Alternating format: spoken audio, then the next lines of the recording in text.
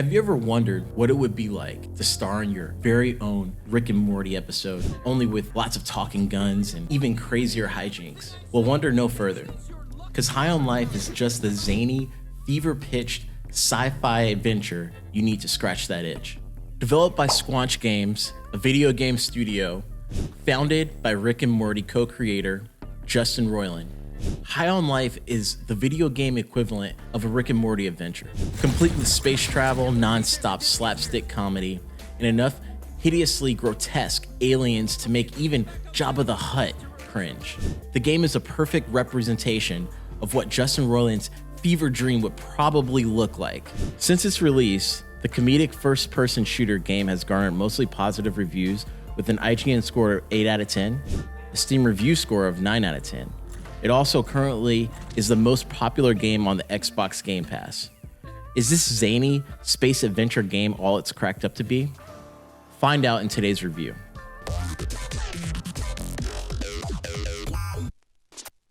Finally! Oh my god, finally I'm free, thank God! What a nightmare! Listen, can you pull the inhibitor chip out of me? Let's talk about the story.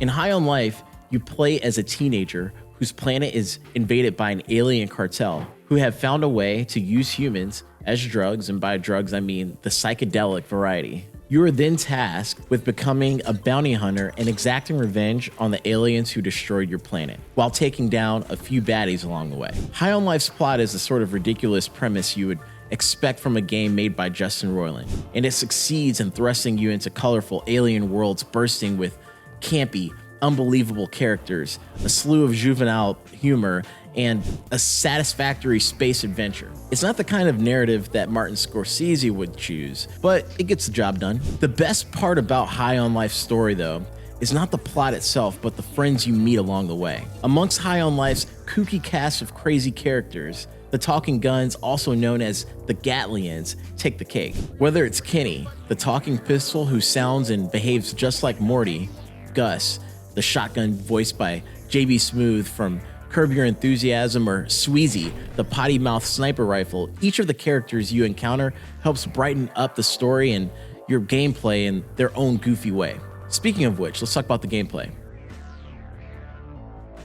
High on Life is similar to most linear first-person shooter titles like Doom or BioShock. The game does hold you by the hand quite a bit, but it also allows you to explore and even return to previously played levels, collect loot, or access areas that were formerly sectioned off. Each level of the game has you going on bounty collection, assassination missions, which end with a unique boss fight. While embarking on these missions, you'll pick up collectibles, abilities, and upgrades. The levels in the game also have some pretty interesting side attractions, like wacky TV shows similar to the interdimensional cable on Rick and Morty, fun references and Easter eggs, and more amazingly, 4 full-length films from the real world, which you can watch in movie theaters. I kid you not, the game has entire movies, including Tammy and the T-Rex, Blood Harvest, Demon Wind, and Vampire Hookers. However, you will get running commentary from 3 aliens in the front row during the movies. Whether that sounds fun or mildly annoying is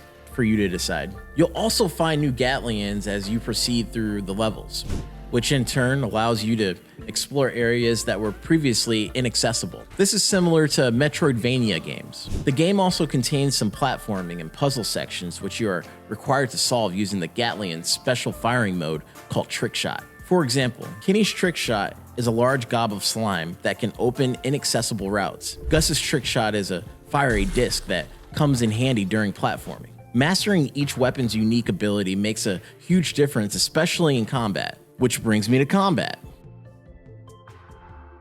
The game doesn't have the most polished combat in the world, but gets the job done. The enemy AIs aren't the sharpest tools in the shed. In fact, most of them just stand around waiting for you to kill them. Accurately shooting the enemy can also be tedious. I'm not sure if it was due to the absence of a conventional scope or just the wonky mechanics of games, but I couldn't land most of my shots when firing at bad guys unless I got ridiculously close to them. Ultimately, the combat was a breeze, even in the hardest difficulty. Of course, The enemies got more challenging as I progressed, and I don't expect a comedic first-person shooter to have combat on par with Wolfenstein, but I would at least like the enemies to present more of a challenge. That said, the boss fights in each level are where the game's combat system really shines. Each boss fight is unique and requires you to think on your toes to win. During these fights, I found myself switching between weapons and relying more and more on special abilities of my guns to beat the bosses. This is awesome, especially if you're the kind of gamer that hates being bored, like me. All right, let's talk about graphics and performance. The game has surprisingly great graphics, especially for a studio whose previous games and VR titles like Accounting plus the Trover Saves the Universe, the alien planets you visit are disturbingly beautiful. You know the kind of beauty that makes you feel like you're on acid? I don't know that kind of beauty. I'm just trying to illustrate something here, you weirdo. Ultimately, the game's visuals are pretty amazing. High on Life's performance, however, leaves a lot to be desired. At times, it can be quite janky and glitchy. Amusingly, the disclaimer at the start of the game urges you to regard these glitches as part of the game design. Even Kenny criticizes the game's level design at some point, urging game reviewers to dock the game a few points. Talk about breaking the fourth wall, right? Okay, let's talk about replayability. High on Life has a good level of replayability, primarily due to the uncanny humor, fourth wall breaking, and intriguing content. There's so much going on in the game at any given time. Sometimes I just stand around doing nothing or go backtracking through levels just to hear the dialogue of my gun and other NPCs. Therefore, the game is definitely one I don't mind playing again. If not for the fun ribbing and crazy antics, definitely for the movies. Gary fell in love. High on Life is a joyride. Its expertly written dialogue, clever puns, and jokes make it a refreshing breath of fresh air, especially in a genre that has gotten a bit stale and monotonous. I thoroughly enjoyed my playthrough, therefore, I'll be giving this game 4 out of 5 stars. Do you agree or disagree with my review? Let me know what you think in the comments. We make awesome videos like this every week, so remember to like, subscribe, and ring that notification bell to get updates on new videos. Thanks so much for watching, you guys. We'll catch you in the next one.